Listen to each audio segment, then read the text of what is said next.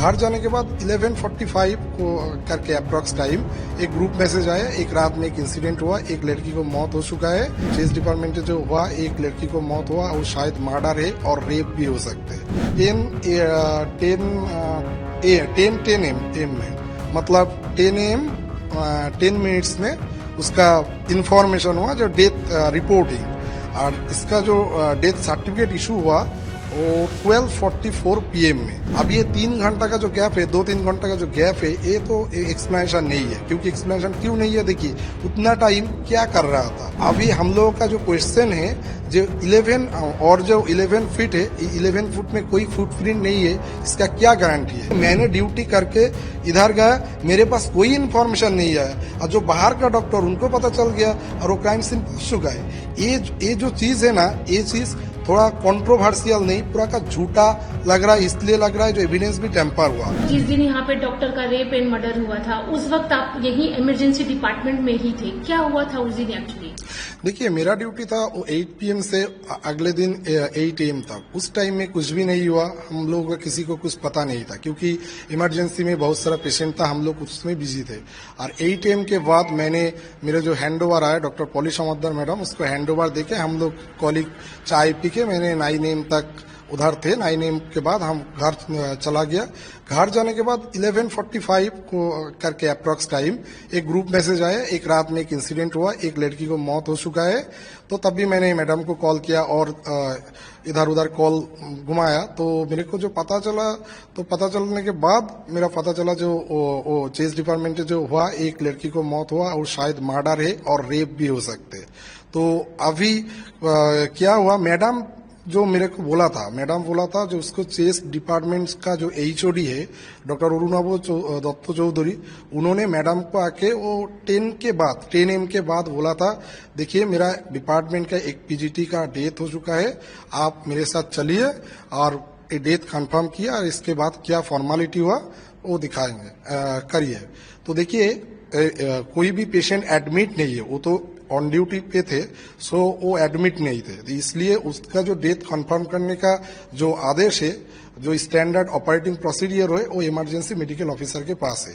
तो standard operating procedure के हिसाब से वो लड़की को बॉडी इमरजेंसी में लेके आना चाहिए। लेकिन ये तो एक सेंसिटिव केस है, एक लेडी डॉक्टर का उसी ड्यूटी हॉल में मौत हो चुका है। तो मैडम उसको मैडम जाके देखा, जी बॉडी ठीक है, कोई बात नहीं, हम देख लेंगे।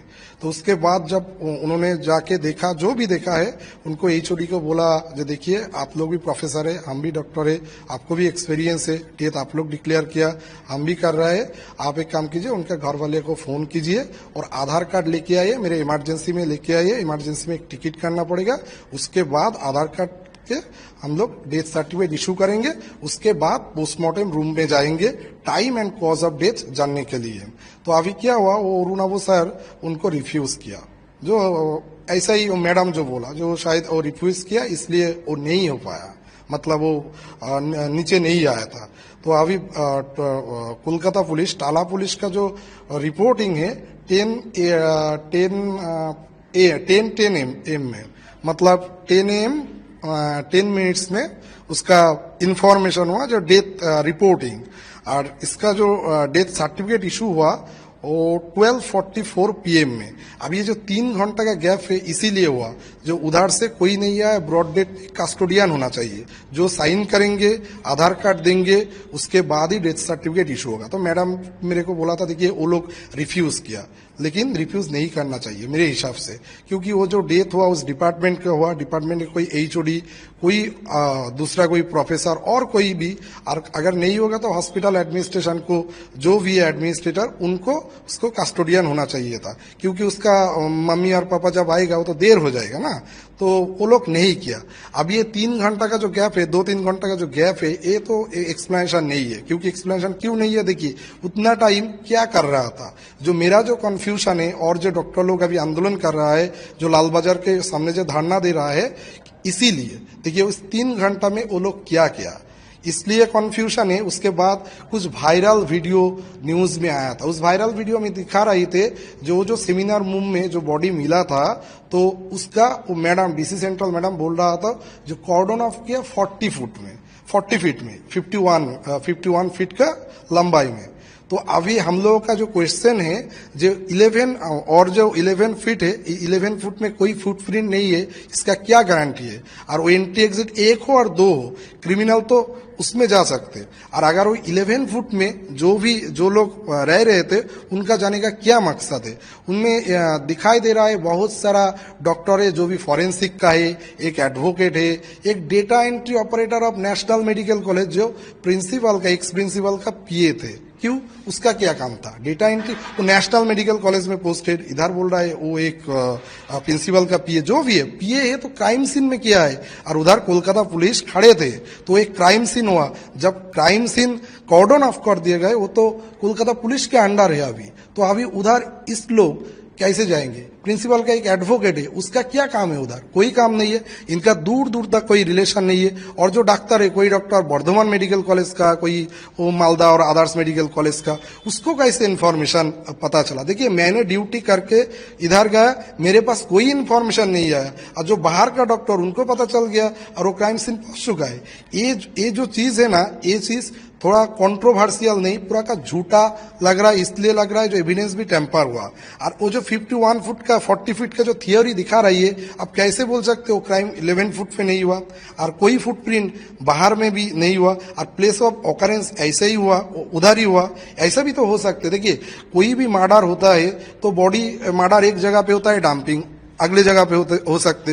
तो अभी हम लोग वो कोलकाता पुलिस जाके वो 15-20 मिनट में उसको पता चल गया 40 फुट में क्राइम हो गया। ये तो पूरा का पूरा ही एक हास्यकर चीज है।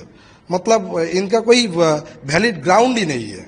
अच्छा, जैसे कि जो डॉक्टर थी वो नाइट ड्यूटी में उस दिन थी, सीनियर वो ही थी। तो हॉस्पिटल्स में तो ऐसा होता है ना कि जूनियर्स उनके अंडर में हो, या पेशेंट के बारे में जूनियर सीनियर्स के पास जा जाके बार बार पूछा जाता है, या फिर चेकअप के लिए, या XYZ काफी काम होते हैं। लेकिन 3 बजे से लेकर 9 बजे तक क्या एक बार भी किसी ने डोर नॉक नहीं किया, या फिर ये जानने की कोशिश नहीं की कि ये डॉक्टर मैम है कहाँ इतनी देर? देखिए, ये भी एक कंफ्यूजन का बात है। उसी जो देखिए, एक मेडिकल कॉलेज है, प्राइमरी हेल्थ सेंटर नहीं, एक डायनामिक डिपार्टमेंट है। सभी टाइम पेशेंट का सर्विस चल रहा है। उधर उनके साथ डॉक्टर है, उधर नर्सिंग स्टाफ है, ग्रुप डी स्टाफ है, पेशेंट दोनों डिपार्टमेंट, दोनों वार्ड में पेशेंट है। और पेशेंट का जो घर वाले, कोई पेशेंट के उनके साथ रहते हैं, कुछ डिपार्टमेंट के। अगर नहीं है तो ठीक है, लेकिन इतना बड़ा हेनस क्राइम हुआ, कोई साउंड नहीं हुआ, कोई किसी को पता नहीं चला, ये तो नहीं हो सकते। और एक बात देखिए, अगर 2 PM और 3 PM वो लड़की खाने के बाद सेमिनार रूम में सो गया, ठीक है, कोई बात नहीं। अगर वार्ड में पेशेंट खराब होता है तो क्या करते हैं? नर्सिंग स्टेशन में जाती है। नर्सिंग स्टेशन क्या करती है? वो जो स्टूडेंट है, मतलब वो जूनियर डॉक्टर जो थे, उनके बोलते थे। अगर उनका कोई ओपिनियन लेना चाहिए तो उसके पास ही तो जाना चाहिए।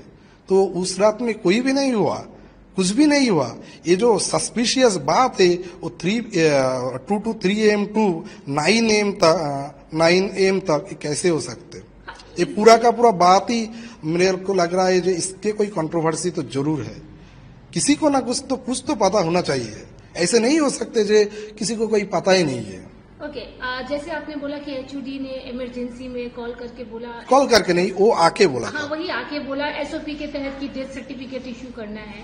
तो बॉडी जिस तरह से देखा गया था, एज ए डॉक्टर क्या लगा था कि ये एक नॉर्मल डेथ है या रेप या गैंग रेप? देखिए, मैडम थे, तो मैडम जो मेरे को डिस्क्रिप्शन दिए थे, और वायरल तो सोशल मीडिया पे उसका पिक्चर भी वायरल हो गया था। ऑफिशियली हम तो नहीं बोल सकते, लेकिन सोशल मीडिया के बहुत सारे लोगों को पता चल गया, जो उनका बॉडी भी वायरल हो गया था। और मैडम के एक कॉलीग के सबका जो भी डिस्क्रिप्शन मैंने सुना है, वो तो सुइसाइड नहीं हो सकते, वो तो clear cut case of homicide case. क्योंकि देखिए कि कोई अंडर गारमेंट्स और लोअर वाली कोई उनके अंडरवेयर नहीं थे, वो ऐसे हालत में तो कोई सुइसाइड नहीं कर सकते। तो ये तो कोई रॉकेट साइंस, फॉरेंसिक साइंस भी जानना नहीं चाहिए, इसलिए तो ये बोल ही सकते होमिसाइड है। क्योंकि किसी के ऊपर कोई सुइसाइड के बाद वो मतलब ड्रेस छोड़ के, ड्रेस खुल के कोई भी सुइसाइड नहीं कर सकते, ये तो नहीं हो सकता। अभी देखा जा रहा है कि ये जो मर्डर की मिस्ट्री है, ये दिन पर दिन और गहरी होती जा रही है। क्या उनके जो डॉक्टर विक्टिम थी, उनका कोई भी यहाँ पे कलीग या उनका फ्रेंड कोई ऐसा है जो कि उस दिन के बारे में बता रहा हो, या फिर उसे कुछ पता हो? देखिए, कोई भी कहीं पे भी कोई घटना हुआ ना, उसका घटना का उनका आसपास लोगों का कुछ पता चलता। लेकिन इधर क्या हुआ, इस क्राइम के बाद 1 महीना ऑलमोस्ट हो गया, 1 महीने नहीं, 1 महीने से थोड़ा सा कम है। आज तक मैंने सुना नहीं जो किसी से कोई पॉजिटिव रिस्पॉन्स इधर उधर सुना नहीं। अभी ये लोग जा रहा है, जो भी विटनेस है और जो भी स्टेक होल्डर है, वो सीबीआई ऑफिस में जा रहा था, कोलकाता पुलिस में जा रहा था, वो लोग क्या बोल रहा है हम तो नहीं बोल सकते। लेकिन हम लोग किसी के पास कुछ भी सुना नहीं, जो वो एक ही बात शायद वो बोल रहा है जो कुछ देखा नहीं। यही कंट्रोवर्शियल है, कैसे हो सकते हैं।